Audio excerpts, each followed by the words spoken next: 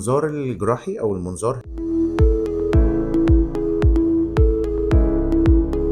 عبارة عن فكرة لتقليل الشق الجراحي. الشق الجراحي ده هو إن إحنا ما نفتحش فتح كبير ونوصل لأعلى نتيجة ممكنة.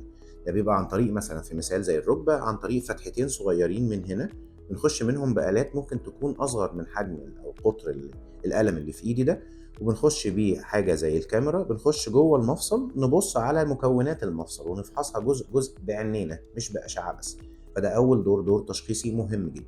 الشيء التاني هو ان احنا بنقدر عن طريق المنظار ده ان احنا نتدخل في حالة وجود مشكلة لاصلاح المشكلة دي، سواء كانت غضروف، رباط صليبي، امامي، خلفي، الاربطة الخارجية والاربطة الداخلية. كل ده بيتم اصلاحه عن طريق المنظار له فوائد اخرى، زي ان احنا بنشيل الالتهابات اللي بتبقى موجودة حوالين المفصل في حالات امراض كتير بتصيب مفصل الركبة. واخر حاجة هو ازالة الاجسام الغريبة زي العظم المتكسر او اي جسم غريب داخل المنظار. عملية سهلة بسيطة تتم بسرعة. لو عندكم أي استفسارات عن المنظار تقدروا تكلمونا.